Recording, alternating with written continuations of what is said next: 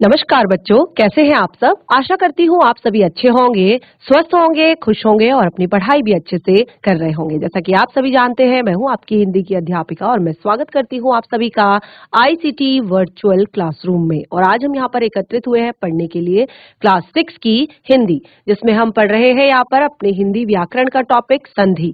तो संधि जो हमारा टॉपिक है, इसमें हमने अभी तक काफी सारी चीजें पढ़ ली है, जिससे कि हमने इसमें संधि की परिभाषा और संधि किस तरह से विच्छेद की जाती है, यानी कि उसको हम उसकी पूर्वावस्था में कैसे लेकर आते हैं, और उसके बाद जो संधि के भेद है वो हमने यहाँ पर पढ़े। तो संधि के भेदों में हमने यहाँ पर संधि के 3 भेद पढ़े हैं, जिसमें हमने स्वर संधि, व्यंजन संधि और विसर्ग संधि को यहाँ पर आपको बताया।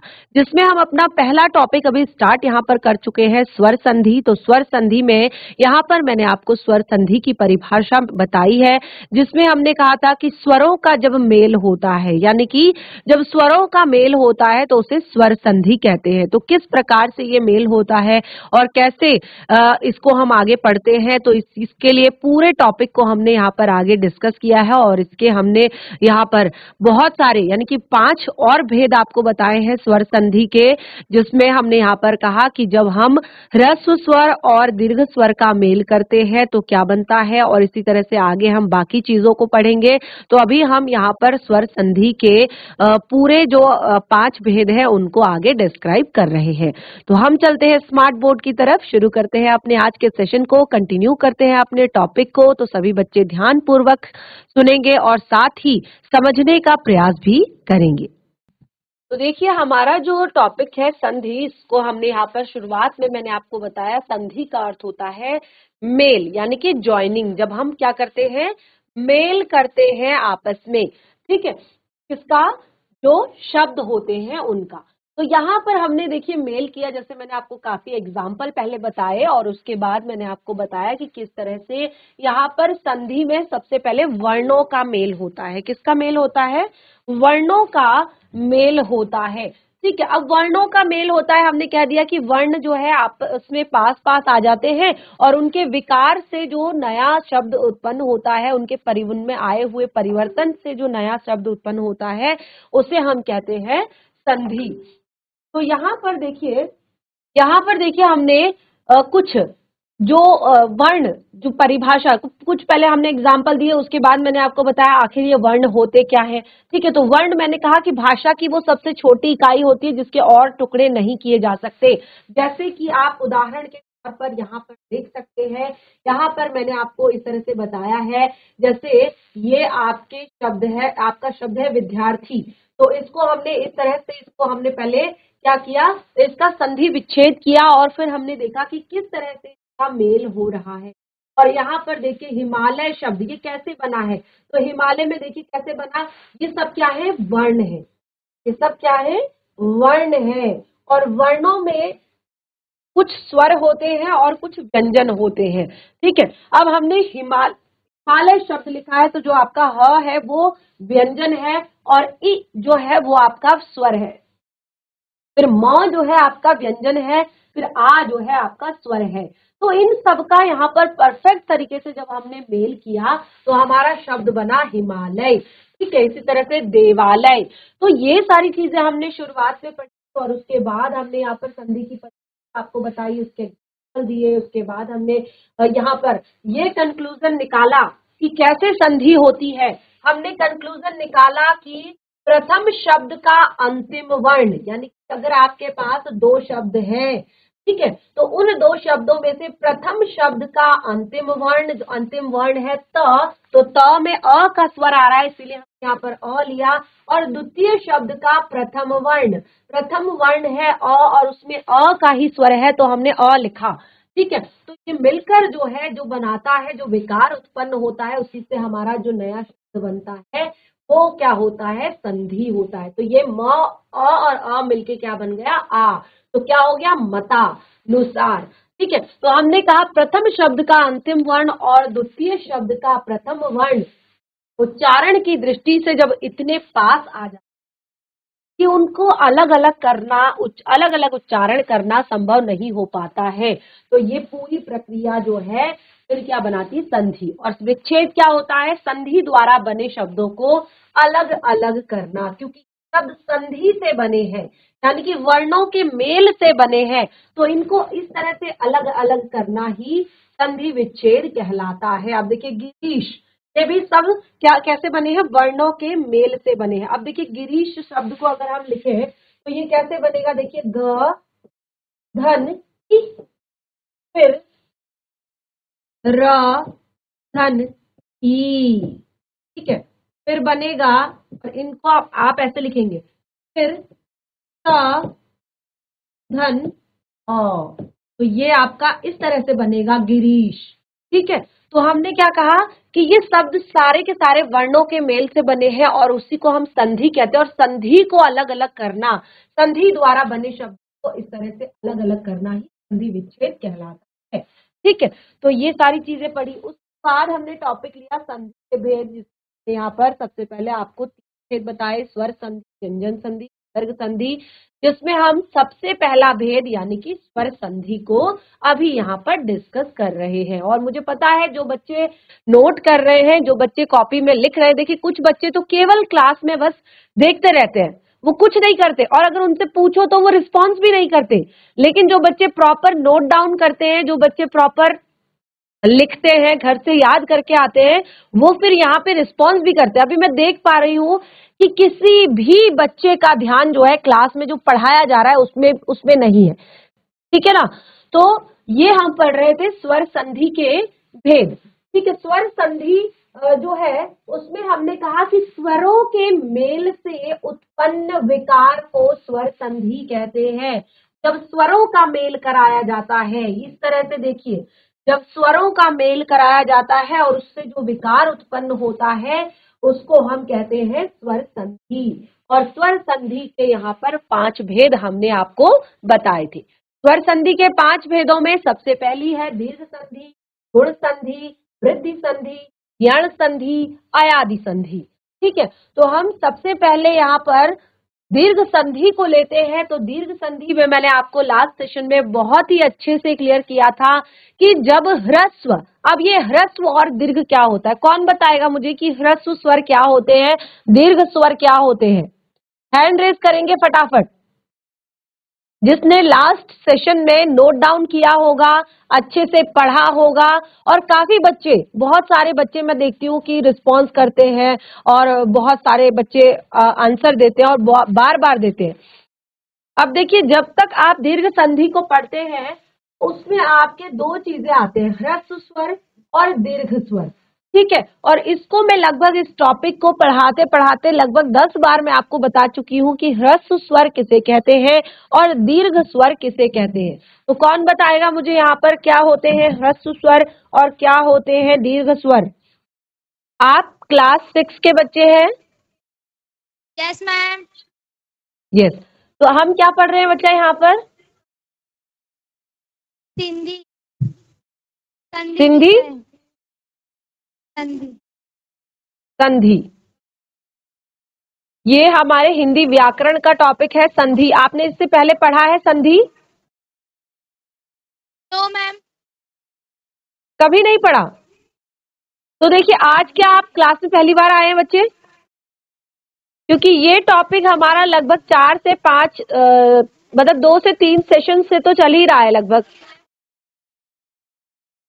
ये 4th सेशन है हमारे इस टॉपिक का, ये 4था सेशन है इस टॉपिक का, यानी कि आप लगभग इससे पहले जो 3 सेशन हुए उसमें नहीं आए हैं। और चलिए कोई बात नहीं, नहीं भी आए तो अभी देखिए शुरुआत से अभी तक मैंने कुछ नया नहीं पढ़ाया है, अभी तक मैं वही रिवाइज कर रही हूँ जो हमने लास्ट सेशन तक पढ़ा है। ठीक है, और आप लोग तब भी ध्यान नहीं दे रहे, और यही होता है कि आप लोग नोट डाउन नहीं करते। अगर आप लोग अच्छे से प्रॉपर तरीके से नोट डाउन करें, घर पे जाके उसे रिवाइज करें, तब जाके आपको याद रहेगा कि हमने क्या पढ़ा था या किसे कहते हैं। अब देखिए 4 सेशन से हम एक ही चीज को पढ़ रहे हैं और फिर भी बच्चों को नहीं पता कि संधि होता क्या है।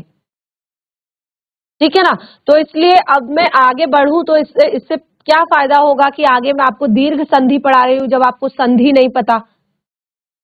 ठीक है। दीर्घ संधि क्या होता है, अब देखिए बाकी बच्चे सुन लीजिए ध्यान से, और जिन बच्चों ने नोट किया है या आपके पास हिंदी व्याकरण की नोटबुक होगी, बुक होगी, जो बुक है उसमें से ये टॉपिक छाटिए और जितना मैंने कराया है उस हिसाब से आप उसमें उतना पढ़ लीजिए और उसको अपनी कॉपी में नोट डाउन कर लीजिए। नेक्स्ट सेशन में मुझे सारे बच्चे जितने भी यहाँ पे हैं वो अपना काम जो है दिखाएंगे।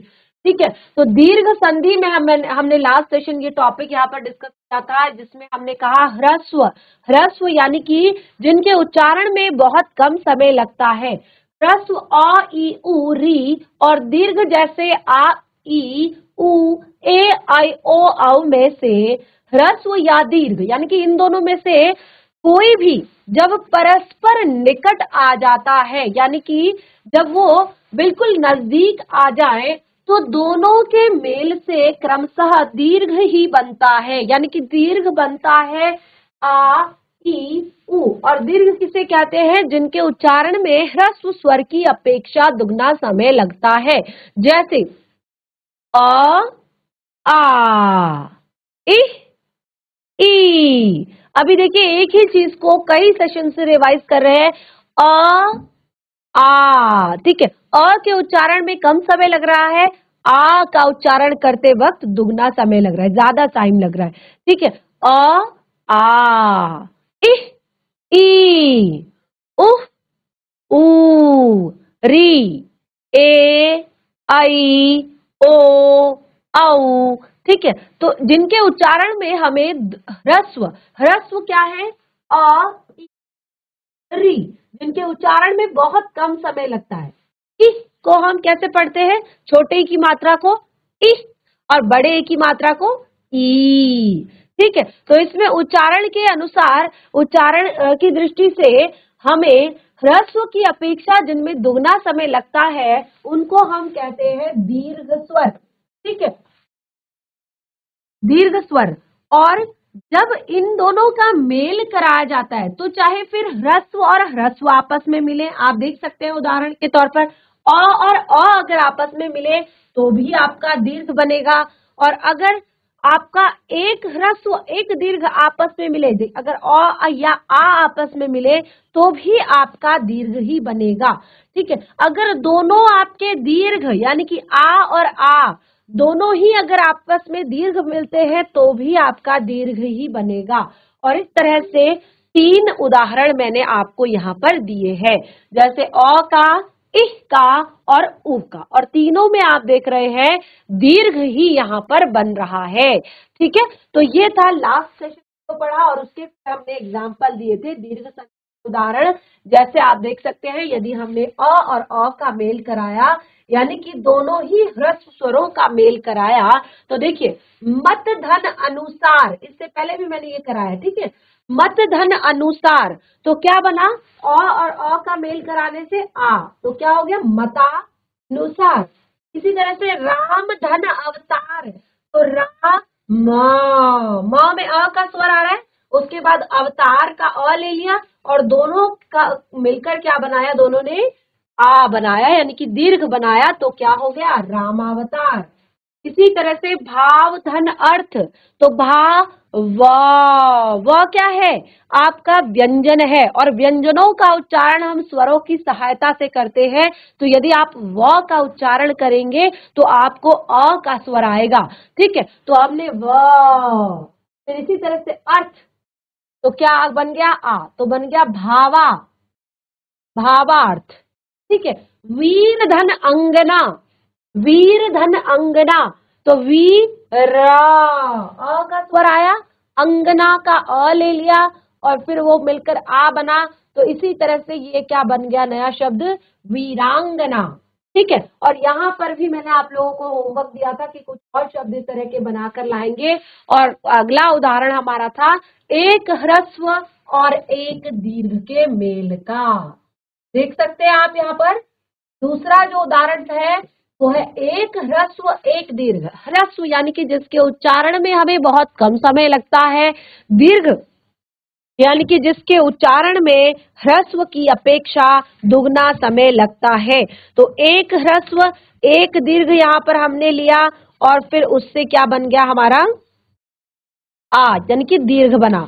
तो हिम धन आलय, ही म, ठीक है, ही म में अ का स्वर आ रहा है, यानी कि ह्रस्व स्वर है, ही म यानी कि अ का स्वर। फिर आलय, आ जो आपका पहला शब्द है वो आपका स्वर ही है, तो इसीलिए हमने यहाँ पर ले लिया, यानी कि एक ह्रस्व और एक दीर्घ का मेल कराया, तो फिर भी हमारे पास दीर्घ ही बना। तो क्या बन गया? हिमालय, हिमालय। इसी तरह से पुस्तक धन आलय, पुस्तक धन आलय, ये होमवर्क दिया था मैंने, ये सारी चीजें होमवर्क दी थी और ये बहुत ही आसान सा आपका यहाँ पर टॉपिक था। जिन बच्चों ने लास्ट सेशन पढ़ा होगा उन्होंने ये होमवर्क किया भी होगा। हिम धन आलय हिमालय, उसी तरह से पुस्तक धन आलय पुस्तकालय, देव धन आलय देवालय, रत्न धन आकार रत्नाकर, सधन आकार साकार, मरण धन आसन्न मरणासन्न। ठीक है, तो ये सारे मैंने आपको होमवर्क में दिए थे और जिन बच्चों ने लास्ट सेशन क्लास ली होगी, जिन बच्चों ने अच्छे से पढ़ा होगा, उन्होंने ये होमवर्क किया होगा।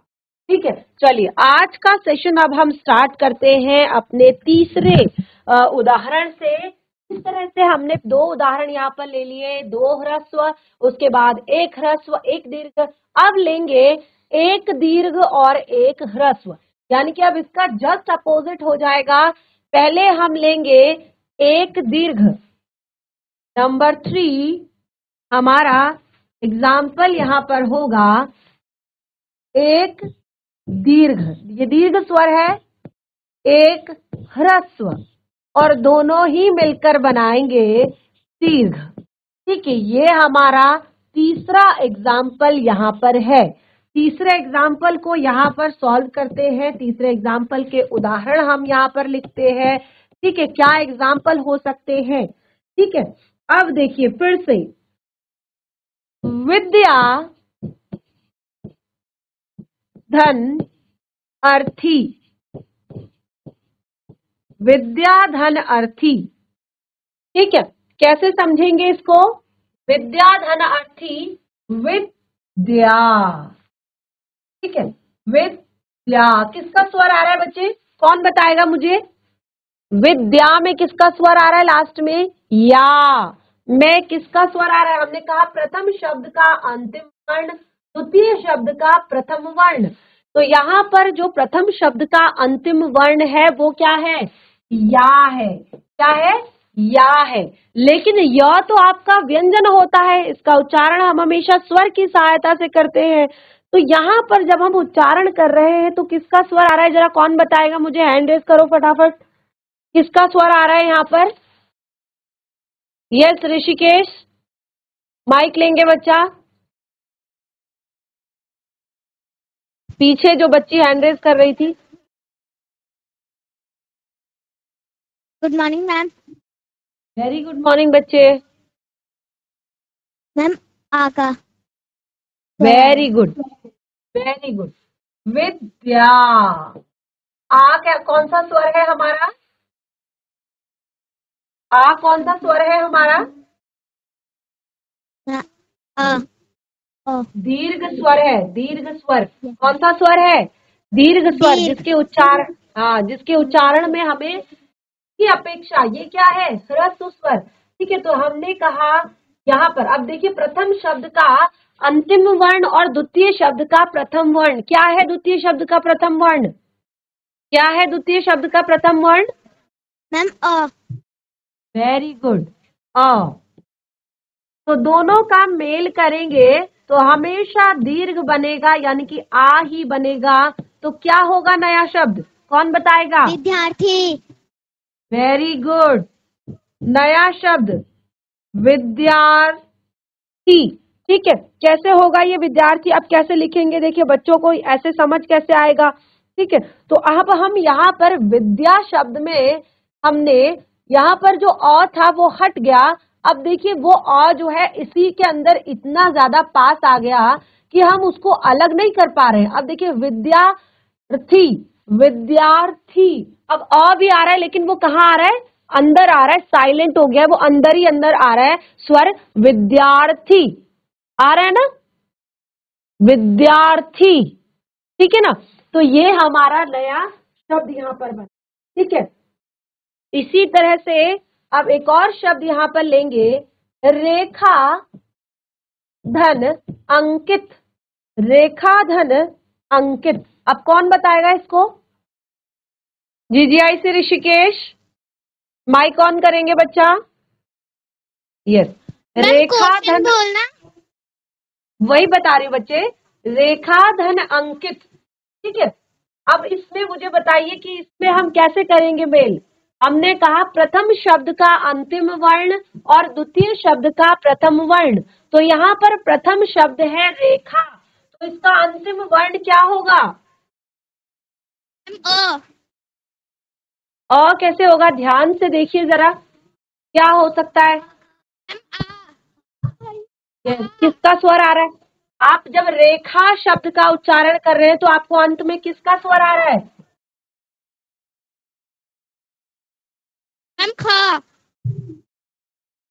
फिर से एक बार पढ़िए, जोर से उच्चारित कीजिए, रेखा। किसका स्वर आ रहा है?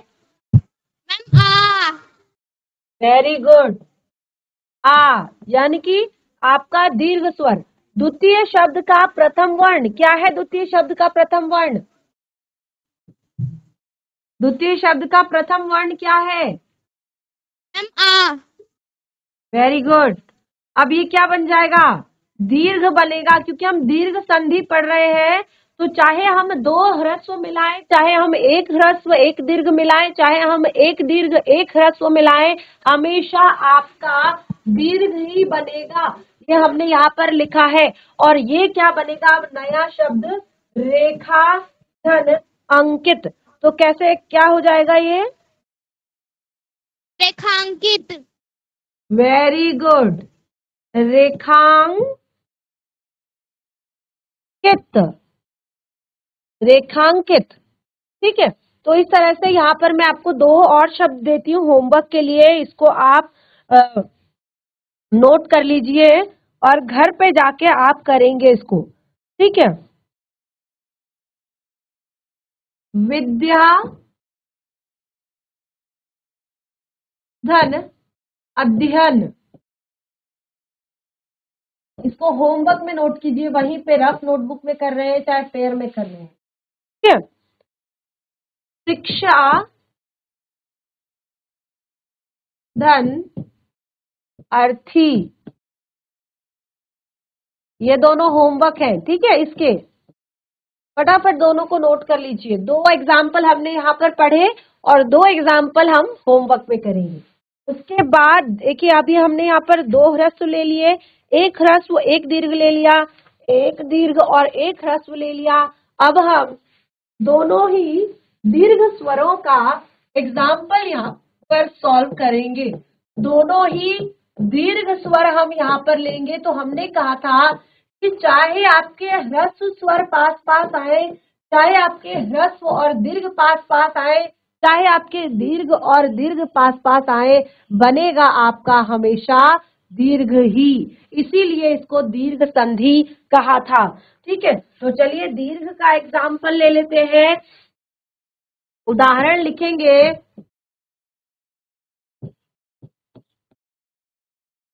विद्या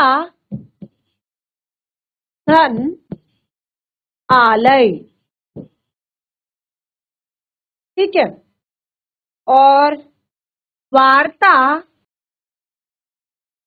धन आलाप, उसके बाद महा धन आशय, उसके बाद महा धन आत्मा, ठीक है। तो एक मैं बताऊंगी आपको और बाकी ये तीनों आप खुद से करेंगे, ठीक है। जहां पे समझ नहीं आएगा वहां पे बताएंगे। तो हमने कहा विद्या धन आलय, प्रथम शब्द का अंतिम वर्ण विद्या, किसका स्वर आ रहा है? आ का स्वर आ रहा है, यानी कि दीर्घ। दूसरा शब्द का प्रथम वर्ण क्या है? आ ही है। और इन दोनों का जब मेल किया जाएगा तो दीर्घ यानी कि आ ही बनेगा। तो विद्या धन आलय क्या बन जाएगा हमारा? विद्यालय। ठीक है। इसी तरह से वार्ता धन आलाप, वार्ता धन आलाप, वार्ता किसका स्वर आ रहा है यहाँ पे? ता में, ता में हमारा किसका स्वर आ रहा है? तो देखिए हमने यहाँ पर उदाहरण दिया विद्याधन आलय, और इसी तरह से अगला जो यहाँ पर हमने लिखा वार्ता धन आलाप, तो क्या होगा? वार्तालाप। क्या बनेगा नया शब्द? वार्तालाप। इसी तरह से महाधन आशय, म हा, आ का स्वर आ रहा है, इसी तरह से आशय में आ का स्वर आया तो क्या बनेगा नया शब्द? महाशय। महाधन आत्मा, आत्मा में आ का स्वर और आत्मा का आ दोनों ही नया शब्द बनेगा महात्मा। ठीक है। तो इस तरह से हमने यहाँ पर कुछ आपको एग्जाम्पल दिए दोनों ही दीर्घ स्वरों के, और देखिए कुछ आप खुद से लिखकर लाएंगे घर से। दया धन आनंद, दया धन आनंद। ठीक है।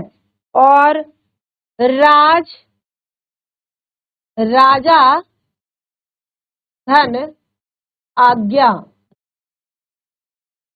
ठीक है। इसी तरह से चिकित्सा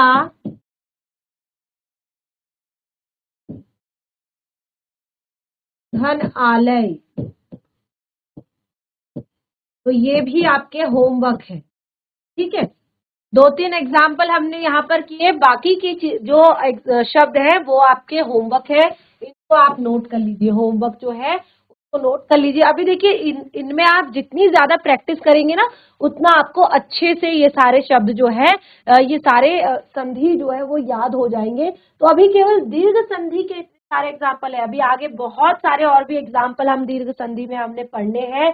जैसे कि अभी देखिए अभी तक हम अ और आ का एग्जाम्पल पढ़ रहे थे, अब हम ई और ई का एग्जाम्पल पढ़ेंगे। ये नोट कर लिया सबने?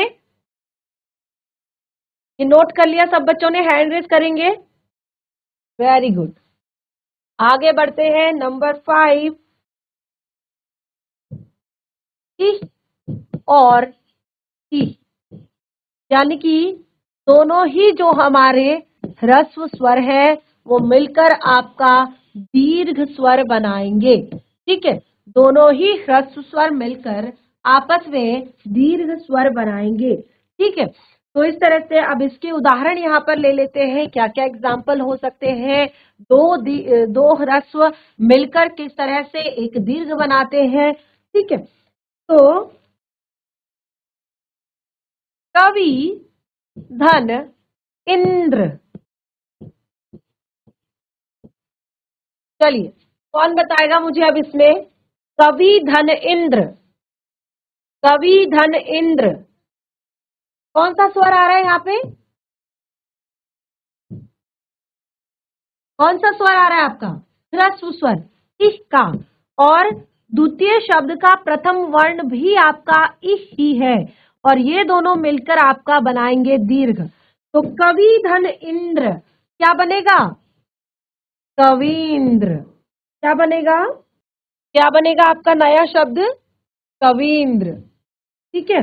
इसी तरह से अब इसको तो आप आराम से कर सकते हैं, रवि धन इंद्र। ठीक है। इसको आप आराम से लिख सकते हैं, रवि धन इंद्र क्या बनेगा?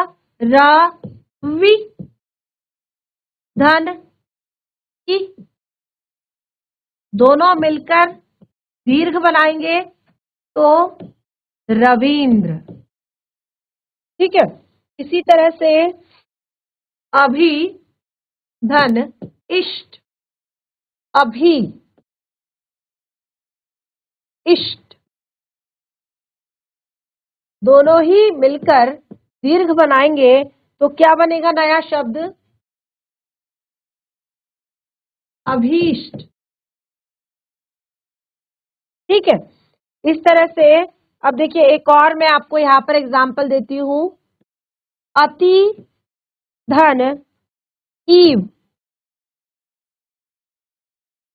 और इसी तरह से मुनि धन इंद्र। ठीक है, ये दोनों आपके लिए होमवर्क है। ये दोनों क्या है, आप लोगों के लिए होमवर्क है, नोट कर लीजिए और नेक्स्ट सेशन में पूरा का पूरा टॉपिक अच्छे से पढ़ के आएंगे, समझ के आएंगे और कोई भी डाउट होगा उसे क्लियर करेंगे।